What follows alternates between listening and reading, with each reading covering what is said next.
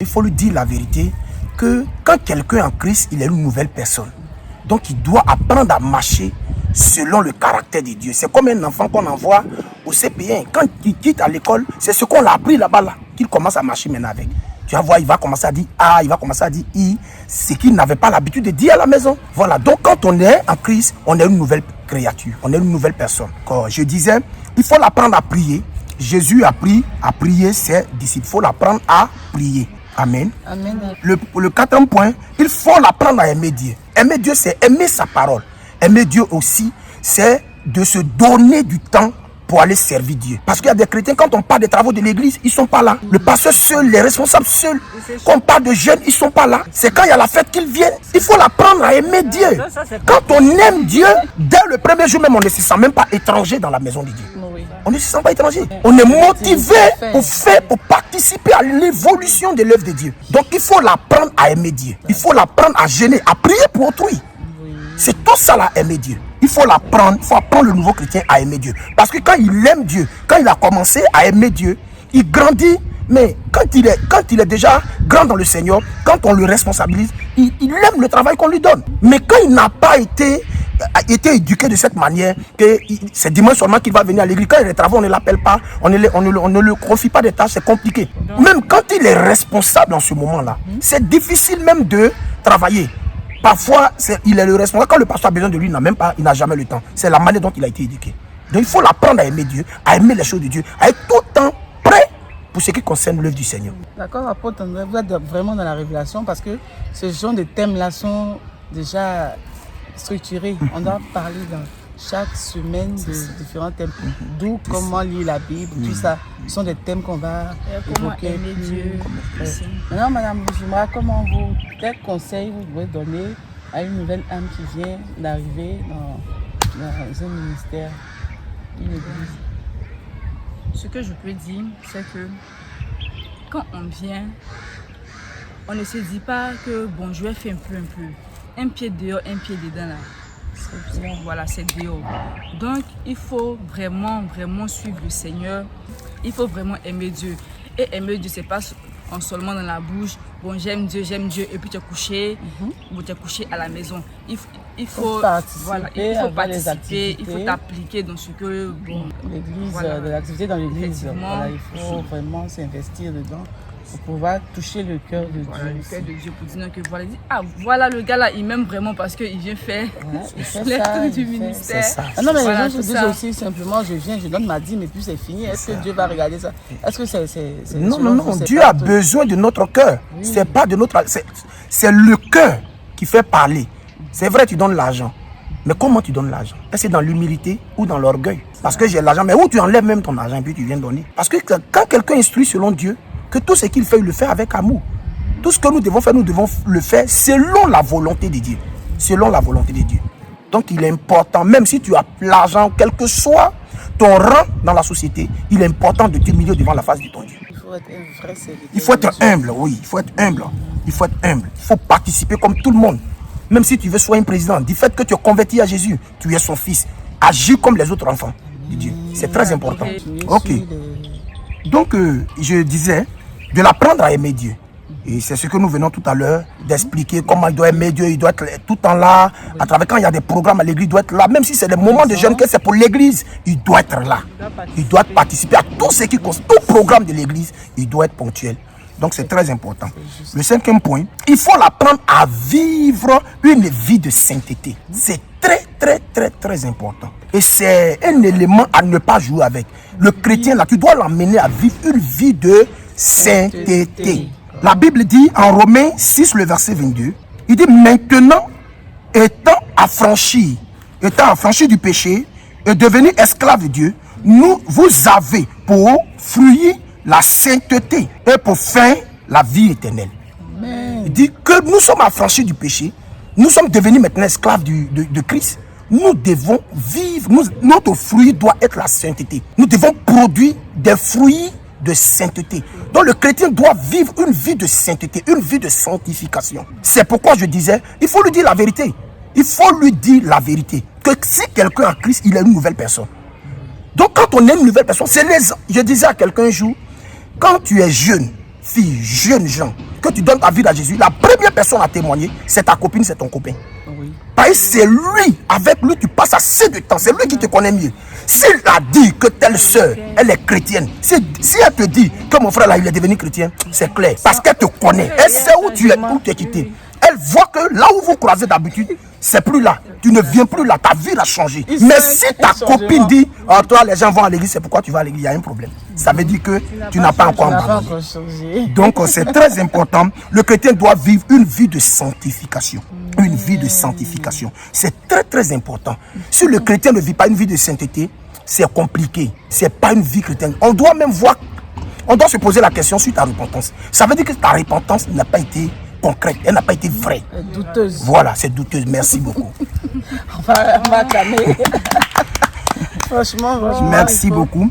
Donc en hébreu, pour continuer sur la sainteté, en hébreu 12, le verset 14, la Bible dit, recherchez la paix avec tous.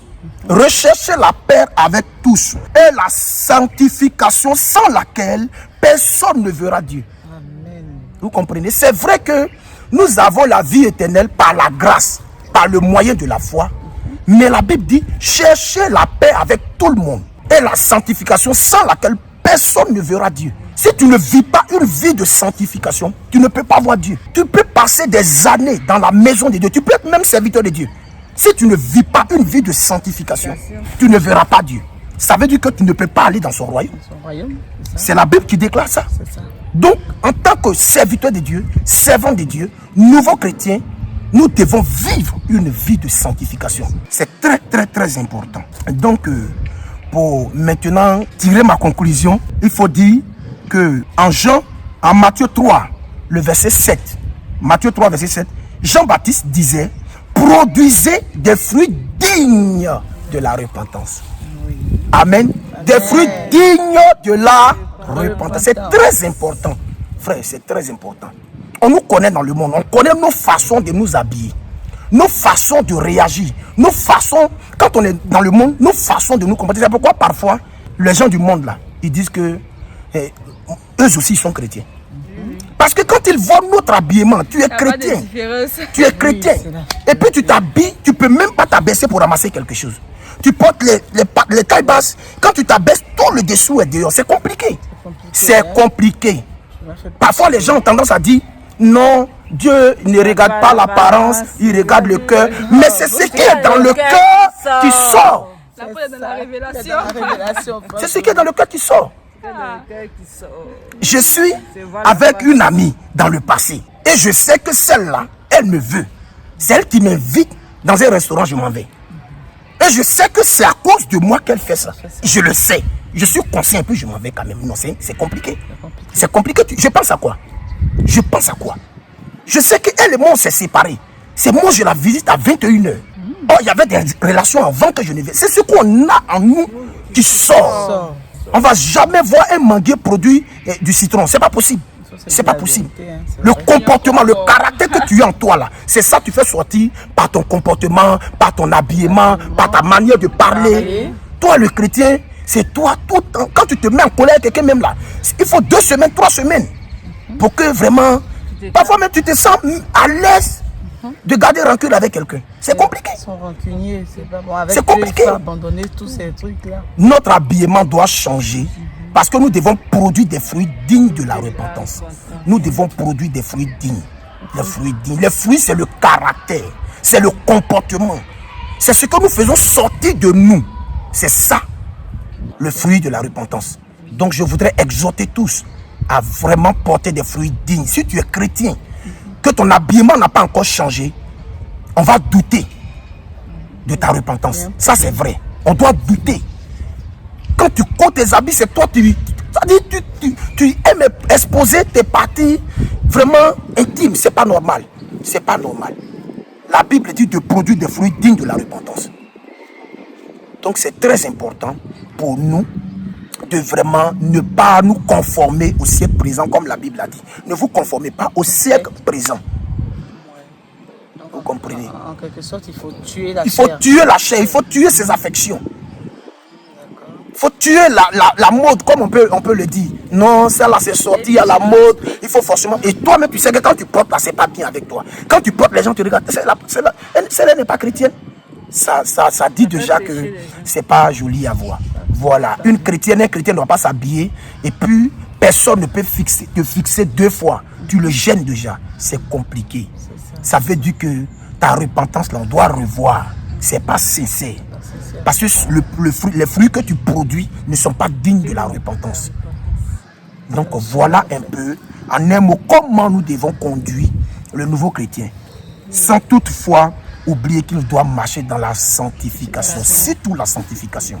Parce que c'est le seul moyen qui doit encourager les païens à savoir que nous avons donné notre vie à Jésus. Oui, apôtre, mais il y a des gens qui ne savent pas tuer la chair. Tuer la chair selon...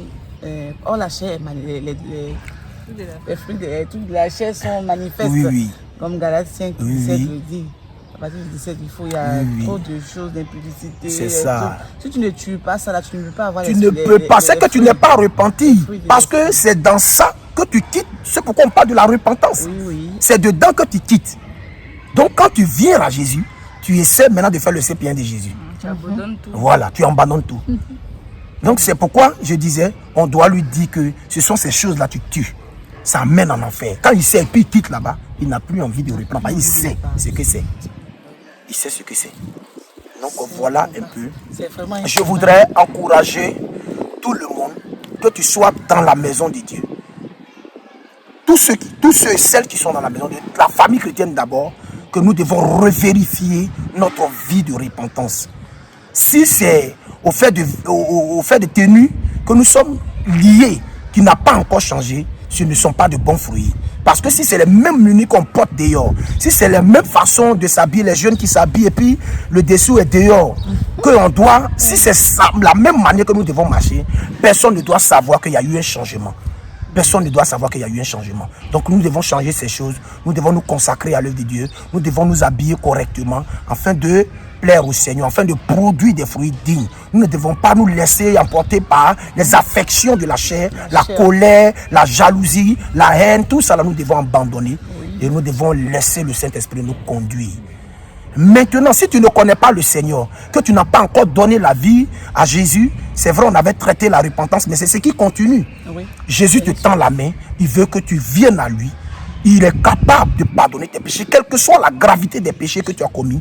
Jésus te tend la main, il veut que tu lui donnes ta vie. Quel que soit tout ce que tu as fait, toutes les meurtres que tu as commis, Jésus te tend la main, il veut que tu changes de vie. Viens à Jésus, il te tend la main, il veut te pardonner, il veut te sauver. Le salut est là ce matin. Jésus te tend la main. Que Dieu nous bénisse. Amen. Comme on le dit, on ne peut pas suivre Dieu et suivre maman en même temps. Il faut suivre 100% Dieu. Voilà, parce qu'il a dit, tu es ni chaud ni froid, je te vomirai. Donc sur ce, frères et sœurs, apprenons à changer. Demandons à Dieu de nous aider dans ce qu'on vit. Si tu acceptes de marcher selon les lois de Dieu, marche. On va t'encourager, on t'encourage. Il n'y a rien de terrible dedans. On ne s'ennuie pas, on ne dit pas que... Parce que souvent d'autres disent, non, quand tu es chrétien, tu t'ennuies, c'est bizarre, non, tu n'arrives plus à m'épanouir, on est jeune, on doit faire ce qu'on veut d'abord, et puis... Non, moi je dis non. En Christ, tu peux faire des choses sans toutefois être vulgaire. C'est ça. Tu peux t'épanouir sans toutefois être vulgaire. Sans l'alcool, sans vraiment... la débauche, les sexy, des trucs qui ne sont pas de Dieu. Ce qui va te condamner, c'est ce que tu es dedans. Tu n'as pas envie de laisser. Donc moi, je vous exhorte à laisser. L'apôtre a dit tout à l'heure, là, il faut laisser, il faut s'abandonner, il faut prier Dieu pour qu'il nous donne l'esprit, les fruits de l'esprit. Et sur ce, on a fini avec la nourriture spirituelle. On va partager la nourriture charnelle et aussi... On vous dit merci et partagez la vidéo, commentez. Et ceux qui veulent participer, tous serviteurs de Dieu, chantres, servantes, même les fidèles même peuvent participer. Mais si vous avez des préoccupations, des sujets que vous voulez qu'on débatte dessus, qu'on parle plutôt, qu'on communique dessus, vous nous écrivez et on va vous répondre. Merci et passez une très agréable semaine. Que Dieu vous bénisse. Amen.